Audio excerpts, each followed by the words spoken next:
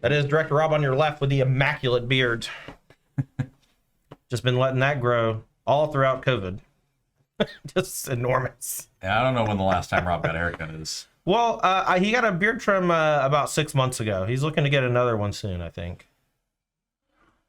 Thanks for the follows, everyone. Appreciate y'all. Looks like Dillingham is taking a mulligan with that creativity deck. Now, I talked to Rob a little bit before the event, and I told him that a couple of the better players are going to be playing creativity. And I personally think creativity is a very good matchup for Primeval Titan decks. Their removal is often not very good against your 4 toughness creatures. Cards like Lightning Bolt don't do a ton. If they are playing Prismari Command, that basically kills nothing. Overall, I think that it's just a nice matchup, but could be wrong.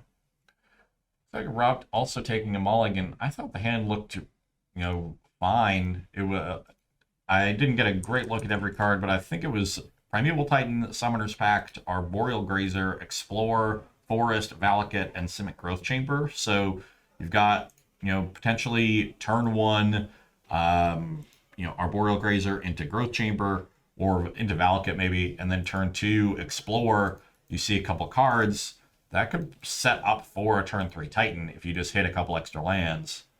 Yeah, maybe it's just doing the mulligan check, looking for turn 1 Amulet or turn 1 Saga to go get Amulet.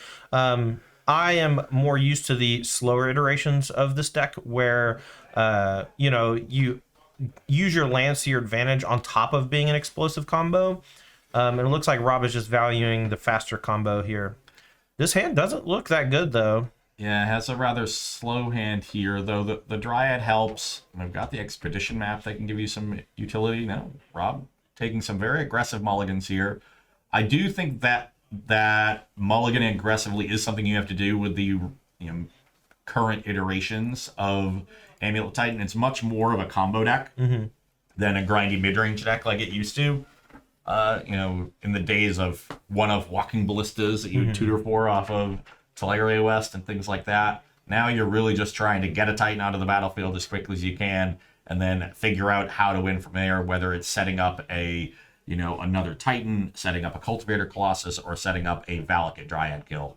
Now, I've read a lot about Mycosynth Gardens in these builds, and I know that there was a time where they were cutting Dryad of Elysian Grove and Valakut from the archetype in order to play 4 copies of Azusa.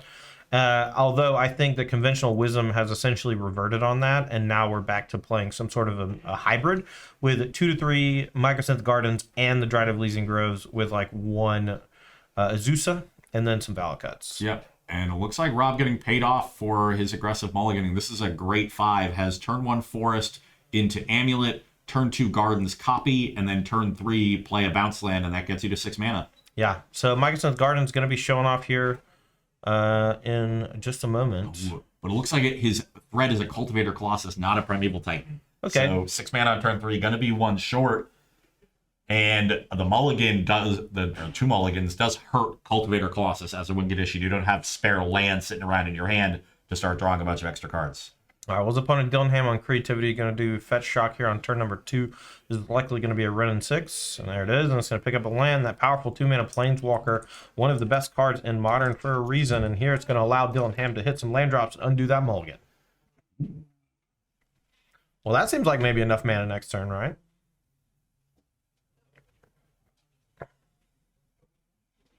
Okay. All right, so next turn he can copy the Amulet, then the bounce land is 6 mana. Okay, so still not quite enough. What do you say about perhaps copying the Amulet this turn and then next turn playing Amulet, then bounce land it? I guess that's the same amount, right? Yeah, because we lose the land. We might make ourselves vulnerable to counterspell or something, I guess.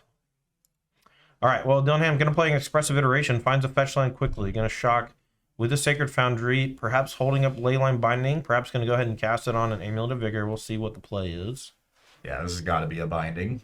Does have the full domain with that Xander's Lounge fetched on turn 1. And going to pick up the Scalding Tarn as well. So all engines revving for Dillingham. We're going to pass back. All right.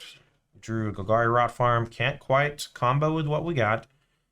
So my guess is we're going to copy an Amulet, play a bounce land, return the forest, and then say go, and then try to go for it next turn with Force of Vigor backup, or Force of Negation backup. But against the Leyline Binding, Pact of Negation, excuse me. we're still going to end up a little short. Well, we're just not going to do it this turn, right? That's just the trick. Yeah. Now, given that Dylan, didn't bind on his own turn on one of the amulets. All right. Well, the Mycosynth Garden is going to get essentially countered here. I believe it has to tap to copy, so it's going to get the target is going to get exiled with the Leyline Binding in response. So that ability is going to fizzle. I thought Dylan might be trying to save the binding for a threat, instead just trying to tempo out the Mycosynth Gardens. Yeah. Here's a Time Raveler. We can use that to bounce the other amulet, which is essentially minus a mana for next turn. And then no tick up because we would just be discarding the fetch anyway. Going up to 8 cards. Back Rob's way. Draw for turn is Talaria West. Let's see if he can do something cool this turn. That Amulet of Vigor that you see on the table is underneath the Leyline Binding, so don't be fooled. Rob here can cast a amulet from hand and then copy it with the mana, and then the bounce land as 4, which he can use to transmute Talaria West for a Summoner's Pact. What do you think about that? Yeah. Well, the issue there is you're going to have to return the bounce land. You need to keep developing your battlefield of lands here because we're short on mana. Okay. So, yeah, so it just goes for the Forest Amulet. I like that. All right, back Dillenham's way. No fetch EOT. Interesting. Maybe just holding that for the Dwarven Mines for later. Another Teferi Time Raveler going to come down, and that's going to target Amulet. We'll see if Rob wants to make a copy in response. Just lets it go back. Is Garden only sorcery speed?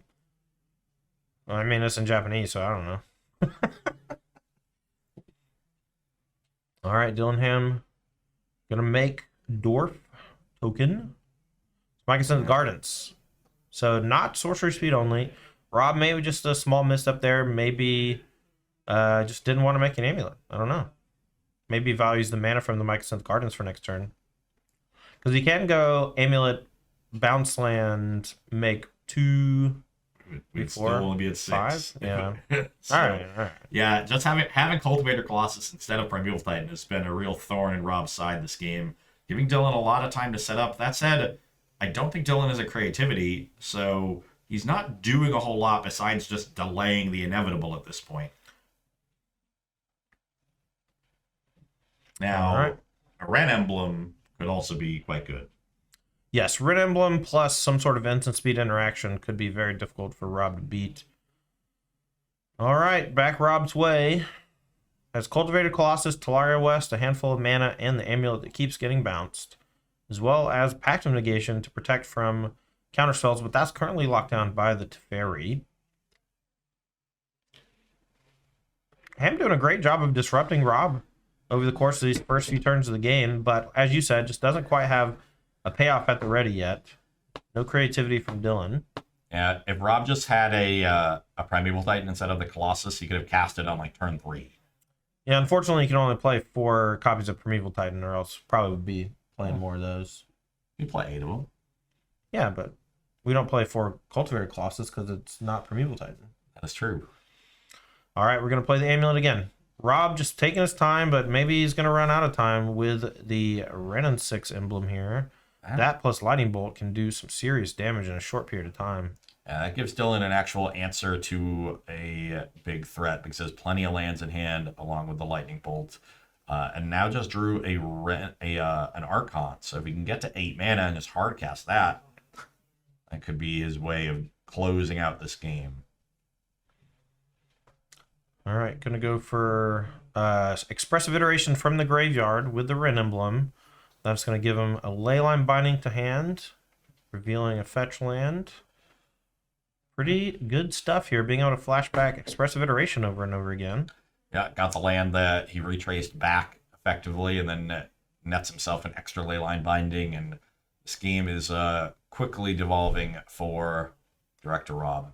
Well, let's see if Rob can put up a good turn. You know, he had a seriously decent draw with the Mycosynth Garden double amulet, but Dillingham able to systematically dismantle it / slow him down with various interactive pieces like Leyline Binding. I know he has a Leyline Binding in hand right now, so if Rob goes for an end of turn copy, the Leyline Binding can tempo him out pretty good. Fetching Breed Pool end of turn, this is going to allow him to get it untapped because of the amulets. Doesn't have to pay the 2 life. Yep. Nifty. It's funny when you have multiple amulets in play, you know, it's actually just better to play it tap because you gain mana. It's just interesting. That's why they play the breeding pool. All right. I think Rob is just going to be content going into his main phase. I think he doesn't want to get, you know, not blown out, but messed up again by the copy.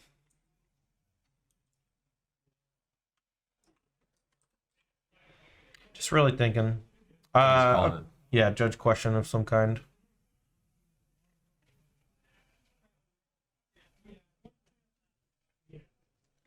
All right, well, while we do that, let's just take a minute and talk about the situation at hand, I guess. Rob playing Amulet Titan versus Dillingham's Creativity deck. I honestly don't think that the interaction from Creativity is that good in the matchup, but I do think Leyline Binding is excellent. Not only is it a cheap answer for something like Amulet of Vigor, but it does answer Primeval Titan pretty nicely as well.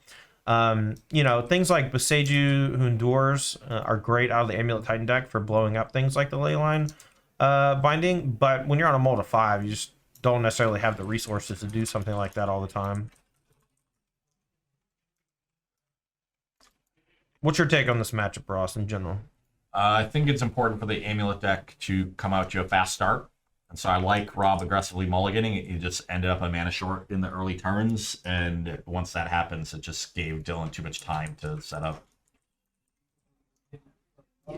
All right. Well, Rob here asking a question. We went to cleanup. We discarded the card, and then he fetched it after. Oh, okay. I said, Pause. Past cleanup, you can't do that. Yeah. But I didn't. I was like double checking to make sure before they were like, go to my upkeep and then do it for some reason or whatever because he has an amulet in play. Mhm.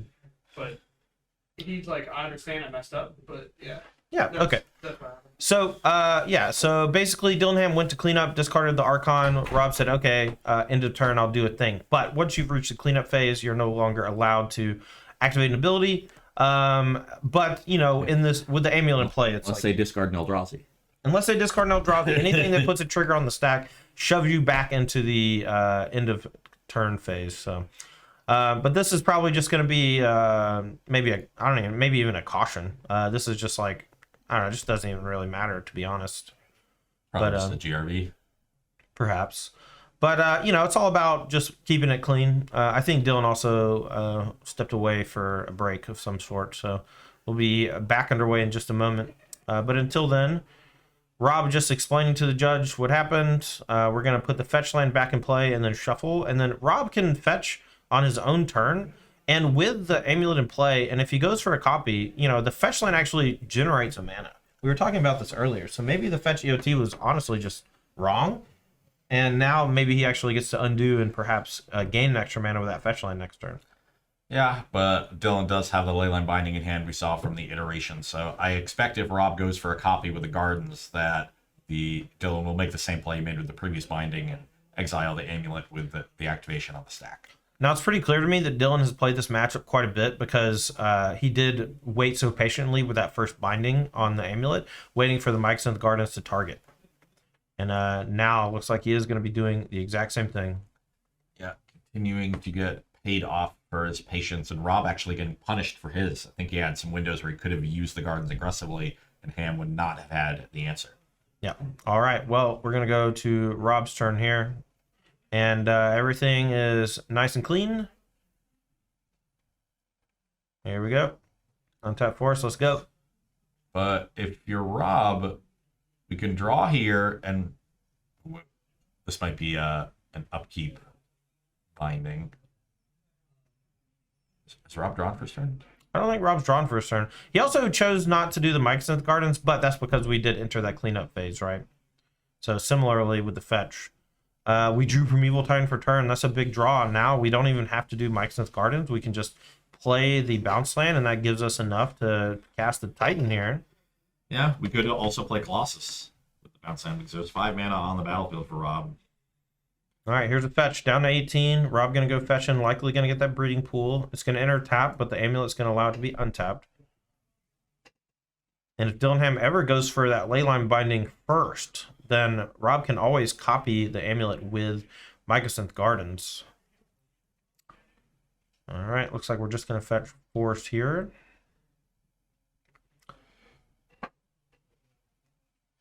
Interesting. I'm not sure which one Rob will want to go for first. Well, that's probably what he's thinking about while he's shuffling, Yeah. right? All right, let's see what the verdict is. If we play the bounce land, you'll return something. You play this Colossus with 2 lands at hand. That could really go off. And you already have an amulet.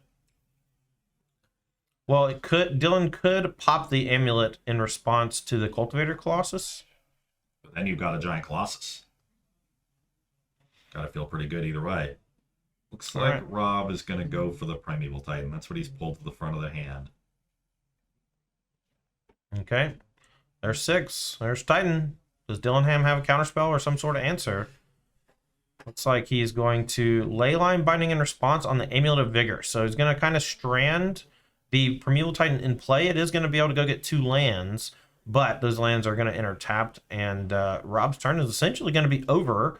And if that's the worst thing that happens to you when you're playing against Amulet Titan, I think you're in pretty good shape. Amulet allows for those explosive X-Factor turns, but the Primeval Titan can be like a grindy card advantage engine going late, but I think Dillingham's deck is excellent at dealing with something like that. Damn, if we look at Dylan's hand, looks like I see a Lightning Bolt, an Archon of Cruelty, and a pile of lands. Well, with the ability to expressive iteration every turn, that's pretty solid if you ask me. Ooh, Rob is thumbing over a Boseiju, which he can bounce with Simic Growth Chamber next turn and then pop with the Boseiju. It has already played a land, so this turn is effectively done. Yeah, but next turn he'll be able to Boseiju one of the Leyline Bindings, get an amulet back, still have 5 mana left over, play the bounce land from his hand, get up to 7, and then play the Cultivator Colossus. All right. Good job from Dillingham from slowing Rob down with that Amulet Titan deck, but we'll see if he can close. Not that difficult with the Red Emblem, especially with a handful of lands. Can just bolt 3 times upstairs. Can bolt twice at the Primeval Titan. Looks like we're going to fetch Blood Crypt tap. My guess is double bolt on the Primeval Titan. Thoughts? I would expect that unless there's 5 lands in hand, which there honestly might be. All right, so discarding 2 mana EOT. With the Teferi plus, that means we get to expressive iteration on Rob's turn. Nice sequence from Dylan here. Yeah. Not an ideal iteration, given that you can't really play the card you exile, but essentially an anticipate. Because if he finds a creativity, the game is just over. Yeah. So just digging for that game over card makes a lot of sense. Trying to do a land count of how many lands are in Dylan's hand.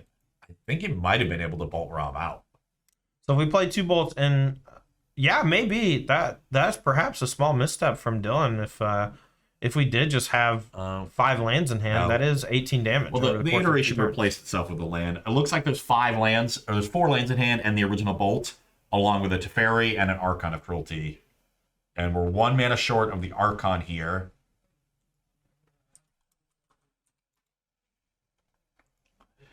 So how does he want to play this turn?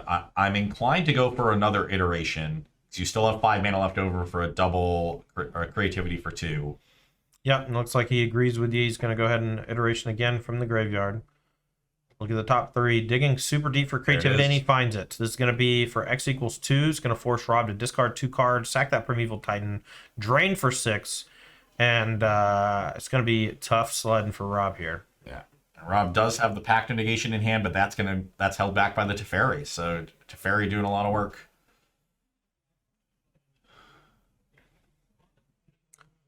All right, here comes creativity. Are we just doing it for 1? Interesting. Potentially holding up Leyline Binding mana, but if we draw another Leyline Binding. Well, he has Prismatic Ending in hand, And so if Rob goes for another amulet, he can instant speed the prismatic ending thanks to the Teferi, exiling the amulet so that the Titan is negated again. All right, here's the resolution of the Archon. Rob, gonna discard. Here comes Force Negation to the bin. Titan down. And just the one Archon is fine because we've got a bunch of bolts back to finish Rob off next turn anyway. Right. So yeah, Rob discards the Pact of Negation. That makes a lot of sense. Just never going to do anything against this Teferi. Who can, really? There's a reason it's banned in Pioneer. It's extremely annoying. That last iteration looks like it gave Dylan what he needed to get back into this. Yeah, that creativity obviously an incredible find, but the game's gone on long enough that it's almost inevitable at that point. Rob gonna start off the turn with a Boseiju. That's gonna blow up one of the Leyline bindings, give Dillingham a land, but also gonna give Rob back the Amulet of Vigor. It's funny, I'm pretty sure you can get a Dwarven Mine off of that, right? If you want to. Does have a basic land type.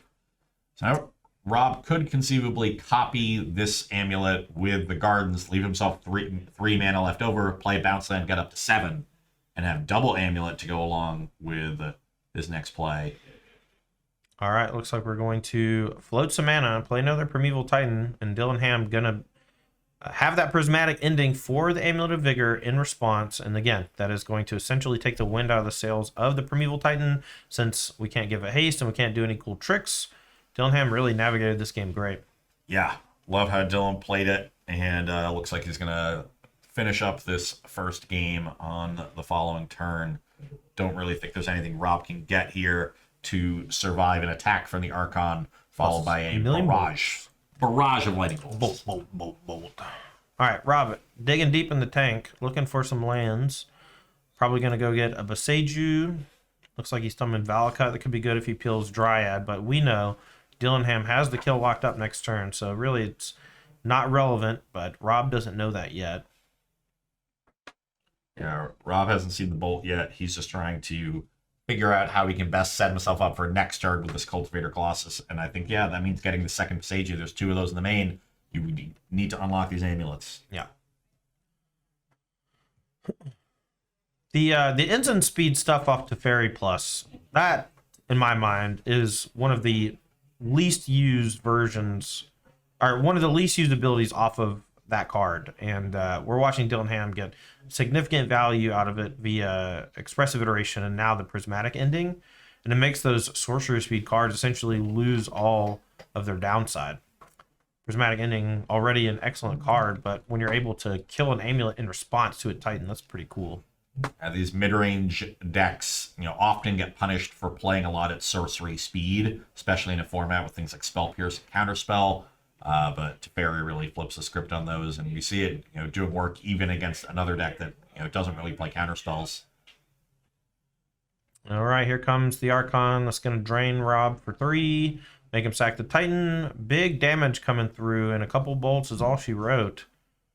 Rob, down a game here in round number 1 of the Apex Gaming 5K. And we are going to be moving to the side brads. You got some side brad tech for me, Ross? Let's start with Rob, since he's down a game. Is that the one you're looking at? Okay. Rob's got 2 copies of Endurance, 1 Altered Ego, 1 Pact of Negation, 3 Dismember, 2 Engineered Explosives, 1 Relic of Progenitus, 2 Seal of Primordium, 1 Bojuka Bog, a 3rd copy of Boseiju Who Endures, and 1 Radiant Fountain. Now, Rob just lost via the Renin 6 emblem. Do you think it's viable to bring in a bunch of graveyard hate to stop something like that? No, that's not going to be something Rob wants to do. This is a matchup where he's got to focus on his own plan and bring in minimal disruption for the creativity deck. I do like the one of Altered Ego. That's a great way to respond to an opposing Archon of Cruelty, and something that you can Summoner's Pact for. Awesome. What do you think about something like that over Orvar? Orvar seems like the anti-Archon tech that most decks play. Obviously, being able to tutor for the Altered Ego with Summoner's Pact is a big deal. Yeah, and that makes it a lot better when you only have room for one of them. Mm-hmm. Orvar, a card you would have to naturally draw. Right. This is a card that you can just draw one of your Summoner's Pacts and have access to it. The other card that is interesting for Rob are the 2 copies of Engineered Explosives. Obviously, the creativity deck has to make a bunch of tokens to target with its namesake card. Yep. Engineered Explosives gets to exile all of them, or destroy all of them. The one issue with that is Reflection of Kiki Jiki, the reverse side of Fable of the Mirror Breaker, is a 3-mana value creature, so that one does not get destroyed by an Engineered Explosives on 0. So there is a way to play around it, but definitely can be a valuable card to just stall the opposing game plan if that's something Rob wants access to. But I'm gonna, if I were in Rob's seat, it would be minimal sideboarding, stay the course. If I just had a Primeval Titan early instead of the one of Cultivator Colossus, I think that game plays out very differently. Yeah. Maybe also if he copies the amulet with the Mycosynth Garden in response to one of the removal spells on it. Yeah, I think that or the Teferi Bounce on it, I think, was the big trick. Yeah, that would have worked out a lot better for him as well. So just stay the course. I think your deck is fine in the matchup. Don't overreact too much to that first game. All right, so as far as the creativity deck is concerned on Dylan Ham's side, tell me about his sideboard and what you think he's going to be bringing in. So Dylan has 2 copies of Wear Tear, 3 Abundant Growth, 2 Silence, 2 Veil of Summer, 2 Boseiju Who Endures, and as we noted before the match, 4 copies of Change the Equation, a newly printed counterspell that is going to be excellent in the matchup. So the Change the Equation is for sure coming in. The Boseijus could be something he wants access to. Just another good answer to Amulet of Vigor. Can also destroy Urza Saga. Okay, cool. And then you could make an argument for the Silences. They're good against Summoner's Pact, but I think that's going a little too deep. I would leave those in the sideboard. Well, I did see Dylan Ham side out quite a few Lightning Bolts and Spell Pierces, and that Change the Equation is in the opening hand. We are just about ready here for game number 2, assuming there's no mulligans from either player. The Wear Tears can also be relevant in this matchup. Yes. Any sort of disenchant effect. I think that the attack point for most decks against Amulet Titan is the Amulet of Vigor. It's hard to do much against the card Primeval Titan. It's a big, hefty creature, has a nice, powerful enters the battlefield effect. But if you're able to negate the explosiveness that is gained from the Amulet of Vigor and go over the top of just like a normal Primeval Titan draw, which the creativity deck seems like it's great at doing. I think that's the plan. That is definitely the plan. You just want to stop the really explosive turn 3 draws. Creativity doesn't come down until turn 4. You prefer to have access to that either immediately after they Titan you or before they do. Rob taking another mulligan. Looked like the opening 7 was just not very explosive. Yeah. Not a lot of fast mana, so takes an easy mulligan there.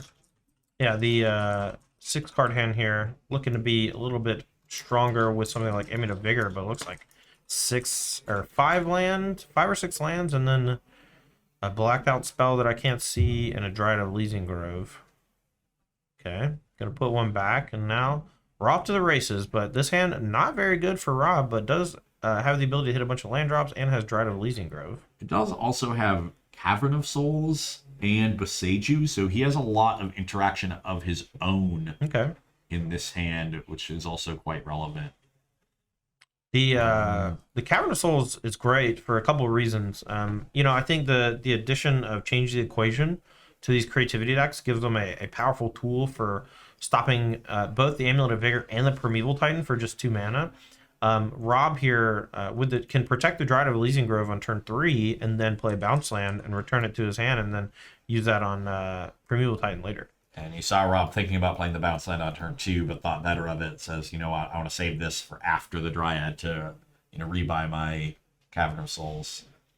Same start from game 1 for Dylan Ham. Turn 1, fetch for Sanders Lounge. Turn 2, fetch for Stomping Ground. Renin 6. And Renin 6 really is the card that makes his creativity decks tick. They're very mana hungry. Yeah. And having that steady stream of lands from this 2-mana Planeswalker makes everything about their game plan easier.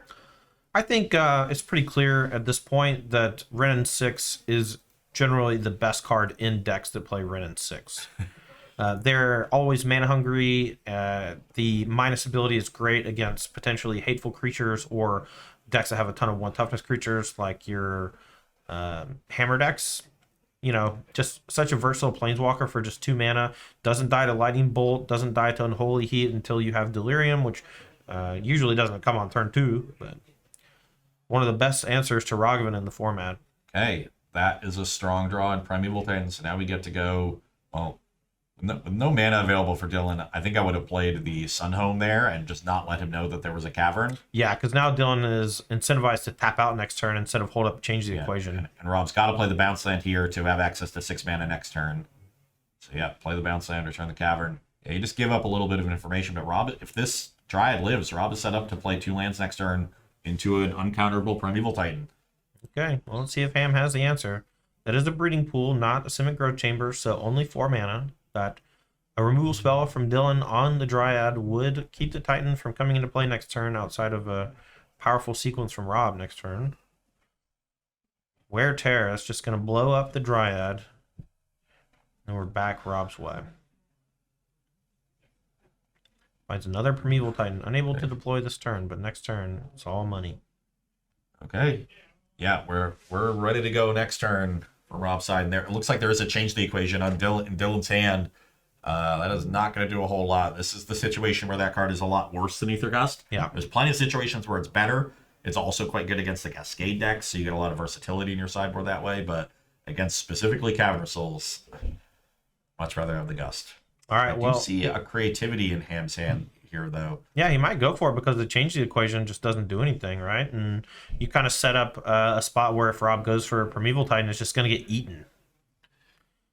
Puts a lot of pressure. Yeah, I like this play. You know, you're not really afraid of a whole lot, and creativity into Archon here. A very powerful preemptive measure against Primeval Titan. Powerful preemptive measure against Primeval Titan. Say that 5 times fast. Here's the Archon. Rob, going to be discarding. Draining for 3. Dylan going to be drawing a card. A mini Cruel Ultimatum on a creature. One of the best creativity targets ever printed. Has to be, right? And you got to think, if Rob had not shown Dylan the Cavern Souls, does Dylan go for this creativity? Yeah, maybe not. Maybe he holds up, change the equation forever. Yeah. And that would have would have been a much better result for Rob. Oh, that is some top deck and immediately punished. That's unfortunately, it's not that good. Yeah, the red is sacrificable, so it's still not going to deal with the Archon. Darn. All right, we'll see what Rob decides to do here. Going to play Besagio's land, and we're going to play Primeval Titan. We're going to search up 2 lands. Thumbing a Simic Growth Chamber. Another Besagio would not be ideal because there is one sitting in play. It's like Talaria West. Maybe going to use that to bounce and maybe go get an answer to Archon. I wonder what he has. Interesting. I thought we might see some Urza Sagas there, because that could let us, make a token next turn, then play the Altered Ego and have something else to sacrifice to the opposing Archon. But we just might not have enough time to set something like that up. All right, Archon eats the Primeval Titan. Rob going to discard a card. Yeah, and all his cards are relevant. So which one are you discarding here? Just Talaria West, but looks like he's going to pitch the Altered Ego. Dylan had to lean over and said, lucky for him, that Renin 6 on turn 2, insulating his Archon of Cruelty from the Edict effect. And after the attack, Rob's going to be down pretty low on life. I think 13 is incorrect. There we go. Here comes a Dwarf token, and we'll see if Dylan wants to play another creativity or something here. I mean, if we just got creativity for 2, yeah, that's going to put Rob to 1 and take his hand. Yeah, taking your hand is a big deal here, because 2 Archons, 2 triggers, and that's going to be all she wrote. Dude, silence came in. Good call. Good call on that. Yeah, this is a pretty textbook draw from Dylan. Had the turn 2 Ren, turn 3 had the disruption to stall Rob for a turn, and then just started slamming Archons starting on turn 4. Triple Archon by turn 5 is pretty hard to beat. And the big thing for me though is do things change if Rob doesn't show the Cavern? I'm not sure they do, because even if Dylan holds up the change to the equation and Rob gets to go for a Primeval Titan, Dylan can just creativity for 2 on the following turn. Yeah, that's fair. Maybe this is not as good of a matchup as I thought for the Amulet Titan deck. It feels like Dylan has the required answers to slow Rob down enough. As long as he's able to deal with the amulets, which it seemed like he was with, all of those disenchant effects as well as the leyline bindings, just really tough stuff. We saw Rob mulligan pretty aggressively game 1 for a fast hand, and then kept a sort of slowish 6. And I think that was also punishing. Would have probably been better off going for a a fast 5, especially on the play there. But you know, 2 pretty strong draws from Dylan as well. No, it's not fast 5. It's fast 10. Fast 10's coming out soon. Get it right. I've never seen any of those, Todd. Yeah, well, I've seen quite a few of them, so